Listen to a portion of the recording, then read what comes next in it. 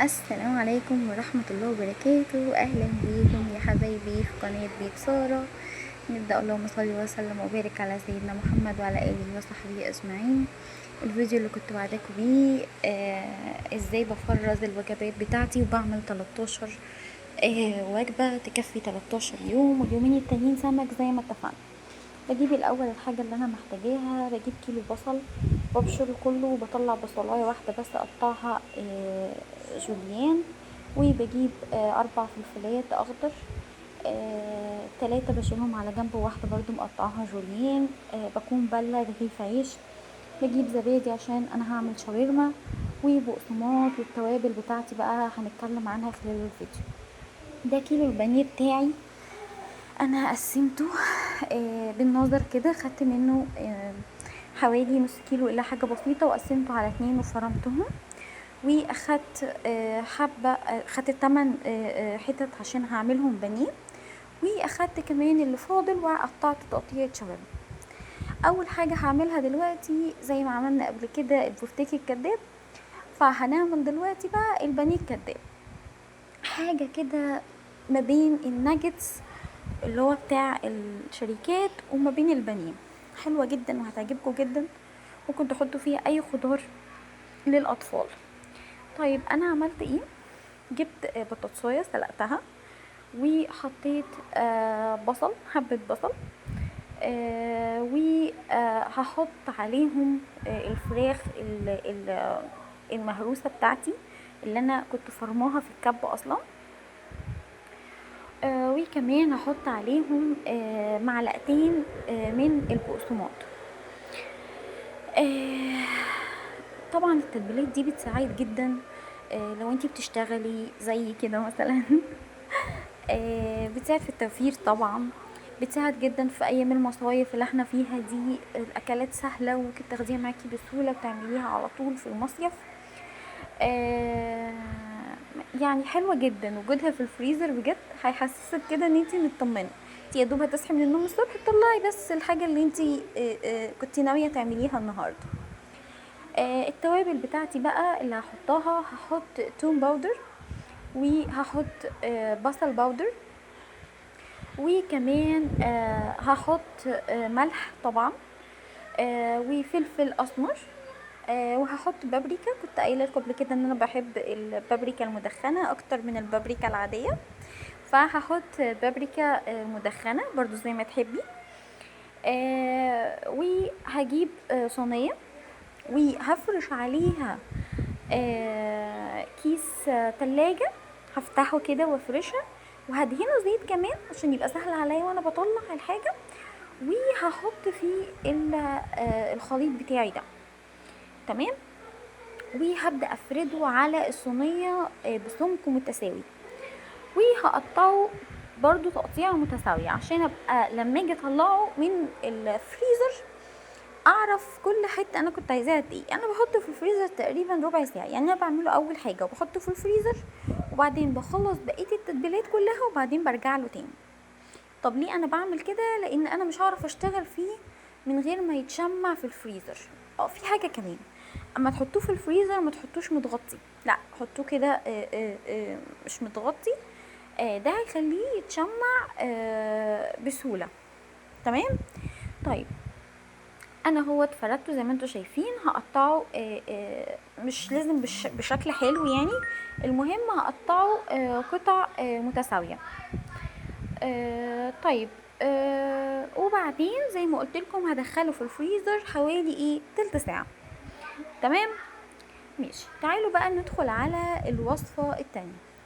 الوصفه التانية بقى هنعمل هنعمل شاورمه الفراخ. انا بوريكم دلوقتي تقطيعه الشاورما، مقطعاها شرايح. تمام. انا من الشرايح الشاورما دي هطلع وجبتين وهتشوفوا وهتفهموا ازاي.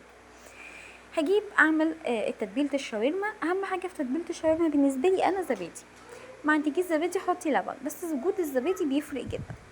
فانا بحط علبه زبادي، وكمان هحط عليها معلقه طحينه. عايزه اقول لكم على حاجه، الزبادي عشان ما يكتلش منكم، لانه انا هنا نسيت اعمل الخطوه دي، بترشوا عليه رشه ملح وتضربوه لحد لما يبقى ناعم جدا، وبعد كده تحطوا عليه بقيه الحاجات، مش هيكتل منكم. بس انا نسيت اعملها، فما عادي مش مشكله مش هتبين، هتبقى حلوه برضو ان شاء الله. وهحط عليها معلقتين طحينه. برضو الطحينه بالنسبه لي في الشاورما مهمه جدا، شاورما فراخ بقى، شاورما لحمه، بحس ان الطحينه دي هي السر. والشاورما بتحب التوابل الكتير، يعني هنحط ملح بقى، حط فلفل اسمر، حط توم باودر، حط بصل باودر، حط كاري. اللي يحب الكركم يحط، انا ما بحبش الكركم مع الفراخ، مش عارفه ليه، مش بحب الكركم اصلا يعني فانا اكتفيت بالكاري بس. كمان في حاجه حلوه جدا، جربوا تحطوها بجد، هتفرق جدا جدا. في معظم تتبيلات الفراخ هتلاقوني حطاها اصلا. ايه هي بقى؟ السماق. السماق بيدي مزازه كده للفراخ، وبيديها طعم. بصوا الفراخ بتحب المزازه، ولذلك الفراخ صديقه الليمون، تمام؟ فهو بيديها طعم تحفه صراحه، بيديها طعم مزز كده وجميل. وبمناسبه الليمون بقى، خلي بالكم احنا هنا بنحط ليمون برضو، بس انا مش في ولا تتبيله حاطه ليمون. ليه؟ انا ما بحبش احط في التتبيله ليمون واحطها في التلاجة او في الفريزر، يعني لان لما باجي بطلعها تفك بحس ان الليمون مدي سنه مرار، فانا مش عايزه ده.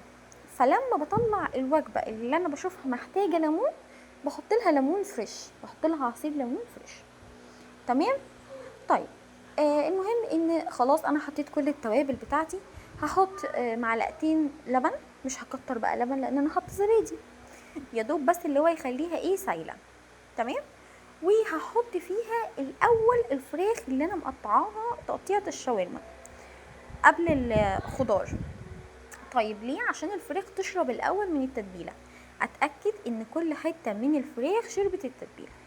وبعد كده بحط عليها بقى بصله متقطعه جوليان شرايح، وفلفل متقطع جوليان، فلفله واحده بس.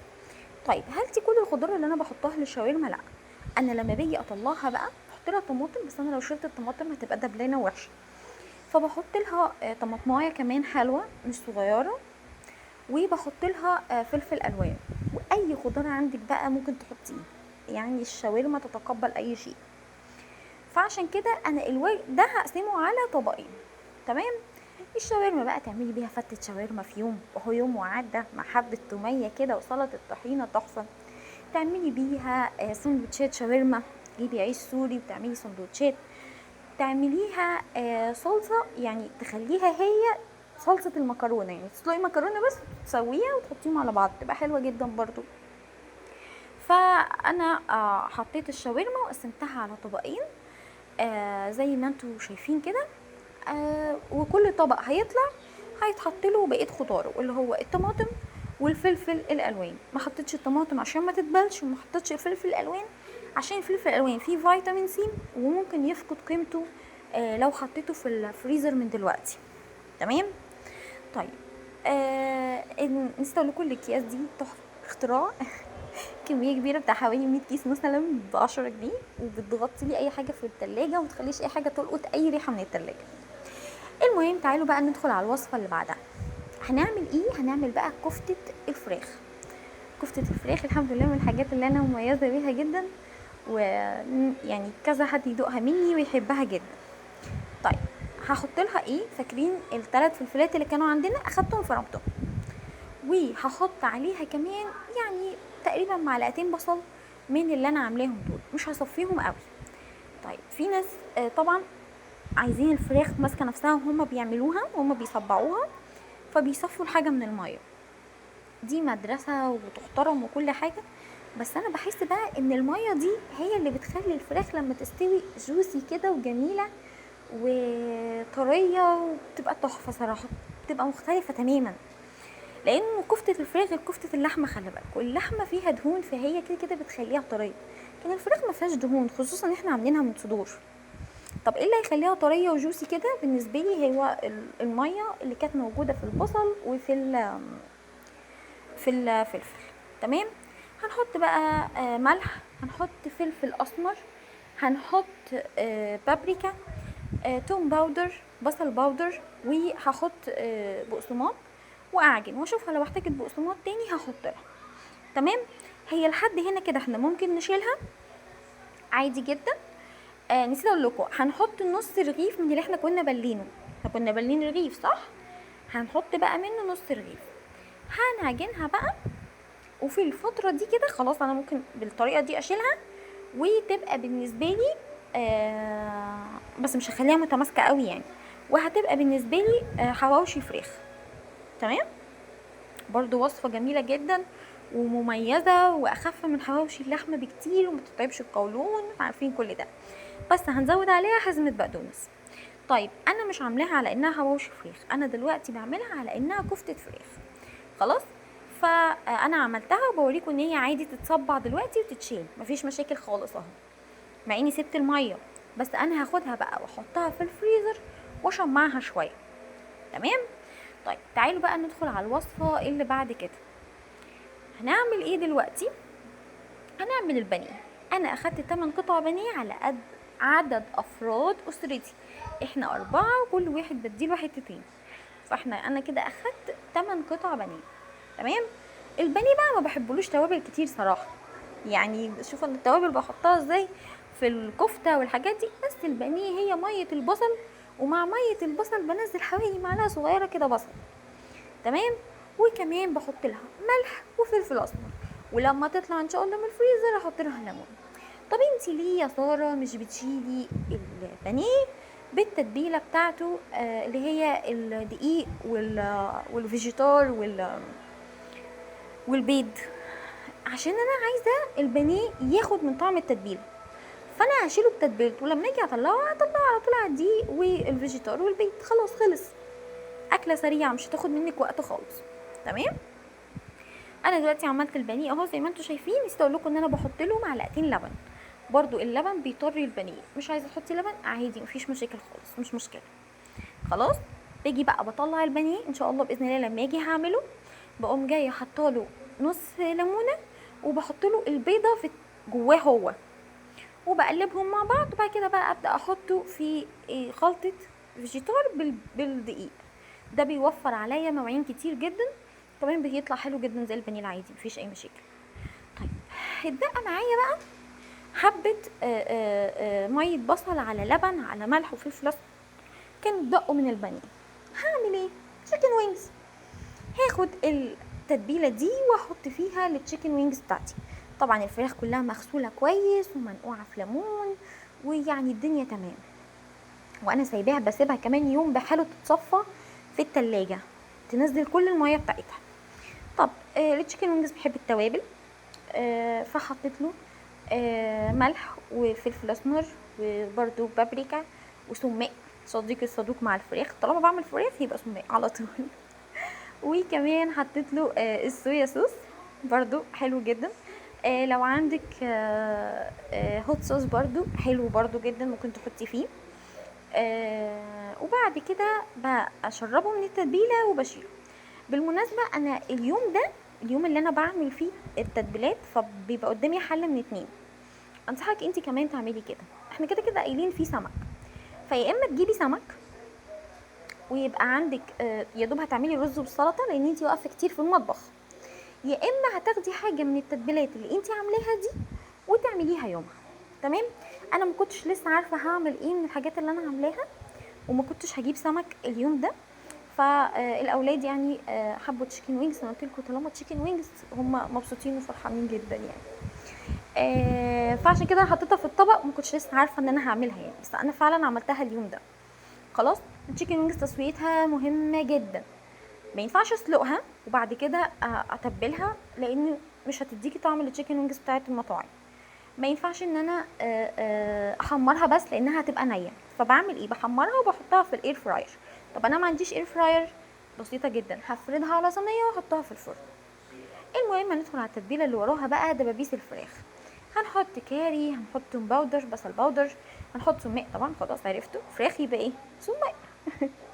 ملح وفلفل اسمر والبابريكا المدخنه بتاعتي بحبها جدا برضو مع الفراخ، مع اي حاجه بحب البابريكا المدخنه اكتر من البابريكا العاديه. وبحط لها بقين لبن، وبحط لها كمان معلقه بصل، معلقه صغيره من البصل. طب الدبابيس دي ممكن نعمل بيها ايه؟ ممكن نشويها هتبقى حلوه جدا لما اطلعها، يعني ممكن احطها في صينيه بطاطس تبقى حلوه برضو. ممكن اعمل لها بروستد، يعني لو عملتها بروستد ابقى اصورها لكم اوريكم ازاي بعمل البروستد وبيطلع شبه المطاعم تحفه ومستوي جدا من جوه. طيب في بقى تركايه صغيره بحطها هنا، وهي الريحان. بجد الريحان هيفرق جدا في الطعم، هيديكي طعم ايطالي كده حلو. الريحان هيفرق قوي مع الدبابيس، وبيغطي على اي ريحه موجوده في الدبابيس. تمام. طيب وبشيل الدبابيس دول 4 دبابيس، وانا اساسا كنت قايله لكم قبل كده ان انا عندي دبوسين بنفس التتبيله بالظبط في الفريزر، فهطلعهم مع بعض واعملهم ان شاء الله باذن الله. وانا كنت جايبه الاوراق كبيره زي ما قلت لكم، فالدبابيس بتاعتها ما شاء الله كبيره يعني مش صغيره. خلاص اغطيها بقى بالكيس السحري بتاعي صديقي الصدوق طول التفريزات على طول، اساسا صديقي الصدوق بيقعد معايا بالشهرين. طيب ندخل بقى على الوصفه اللي وراها. ان شاء الله هنعمل بقى الصفح اللي انا قطعتها من الدبابيس دي. هعمل لها ايه؟ دي انا عارفه ان انا هعملها شوربه عشان هطبخ عليها في يوم،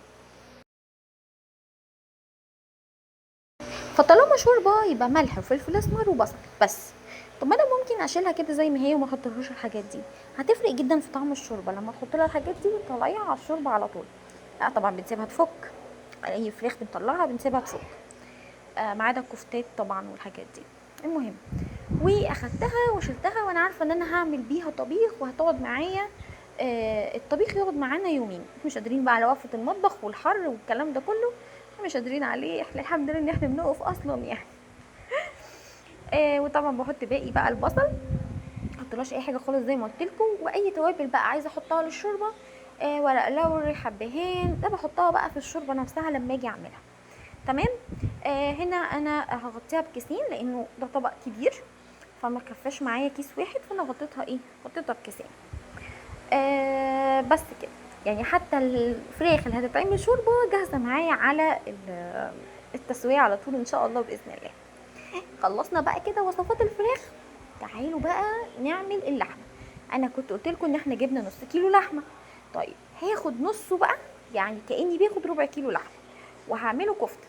طيب هحط بقيه نص رغيف العيش، وهحط ملح وفلفل اسمر، توم باودر، بصل باودر، بصوا كل حاجه زي ما هي. هحط برضو البابريكا بس مش هحط السماق. انا قلت لكم ان السماق بحطه مع الفراخ. وهحط بيضه عشان تزود معايا كده القيمه الغذائيه تديني بروتين. وبحب احط فيها معلقه ريحان مجفف برضو بتديني طعم تحفه وبتخلي الكفته مميزه، يعني غير الكفته اللي انتي مش بقولك ان دي كفته الحاتي، دي كفته لحم هتعمليها جنب مكرونه، بس مش كفته مشويه، مش كفته الحاتي، كفته بتتبيله تانية وهتعجبك جدا. خلاص. وهاخدهم وهضربهم في الكبه، واحط عليهم بقسماط طبعا قبل ما اضربهم، علشان البقسماط معلقه واحده عشان البقسماط هيمسكها شويه. وما ننساش طبعا البصل. خلاص. في حد يحب يحط بقدونس هنا يحط، بس انا الكفته دي زي ما قلت لكم مش هي الكفته اللي احنا متعودين عليها اللي هي كفته مكرونه وكفته او كفته الحياتي، لا دي كفته تانية بتتبيله تانية هتعجبكم جدا. خلاص. هاخد كل ده بقى واضربه في الكبه، والكفته دي مش بتحتاج تتشمع في التلاجة. بصوا ما شاء الله اهي بتتصبع بسرعه جدا واسهل من كفته الفراخ. زي ما قلت لكم كفته الفراخ بشمعها شويه في التلاجة، وانا صبعت اهوت قدامكم عشان اوريكم شكلها عامل ازاي. خلاص. طيب كده احنا خلصنا الكفته. ماشي. تعالوا بقى دلوقتي نبص على الكفته بتاعه الفراخ بعد لما اتشمعت، يا ترى هتختلف ولا لا. انا سايباها دلوقتي في التلاجة تقريبا بقالها 10 دقايق، ربع ساعه تقريبا ده بالكتير يعني. بصوا شكلها عامل ازاي، ما بتلزقش خالص بقى، دلوقتي جاهزه للتشكيل. فانا شكلتها خلاص وشلتها. طيب بقيه اللحمه اللي فاضله انا ناويه اعصجها، وبرده ان شاء الله هعمل لكم البشاميل واوريكم ازاي اللحمه دي بتكتر معايا. الربع كيلو ده بيكتر معايا. بشيلها ببصلها. طب ليه ما بشيلهاش متعصجه؟ بحس طعمها بيغير، انا ما بحبش كده يعني. العصاج لا بحب اعمله وقتها. خلاص. بس انا شايلاها ببصلها فمش هتاخد معايا وقت ان شاء الله باذن الله لما اجي اطلعها عشان اعملها. تمام. انا كده شلت الايه، اللحمه بتاعه العصاج. يعني انا ناويه اعمل صينيه بشاميل في المنيو بتاعي. نص الصدوق اللي كنت جايباه بغسله كويس جدا، مهما كان الجزار اللي انت جايباه منه لازم تغسليه. غسلته وقسمته على وجبتين زي ما قلت لكم. وجبه منهم هعملها بالبطاطس والتانية هعملها بالمكرونه. فاكرين بقى البانيه الكداب اللي عملته في الاول؟ طلعته اهو، شايفين عامل ازاي؟ طلعت كله مربع وقمت جايه ايه عاملاه، بعمله شكل البانيه. خلاص، بيبقى حلو جدا برده ومفيد ومغذي عشان فيه خضار للاولاد هيحبوه. عايزه تحطي جزر فيه حطي، عايزه تحطي فلفل الوان حطي، زي ما تحبي حطي فيه، بس ما تحطيش طماطم. تمام. طيب الطماطم هيغير طعمه خالص، انا جربته مره بالطماطم كان سيء جدا. بس وهحط بقى ده هعمله وهطلعه على طول على بقسماط بدقيق، ولا بيض ولا اي حاجه خالص. تمام. بس دي الوجبات بتاعتي طلعوا ما شاء الله لا قوه الا بالله 13 وجبه ل 13 يوم، ويومين سمك، ادي ال 15 يوم زي ما وعدتكم. لو عجبكم بقى الفيديو ما تنسوش اللايك والشير والسبسكرايب، ودعموني وفعلوا الجرس عشان اي فيديو جديد يوصلكم ان شاء الله يا حبايب. اشوفكم على خير، دعواتكم بقى ان ربنا يقومني بالسلامه. مع السلامه.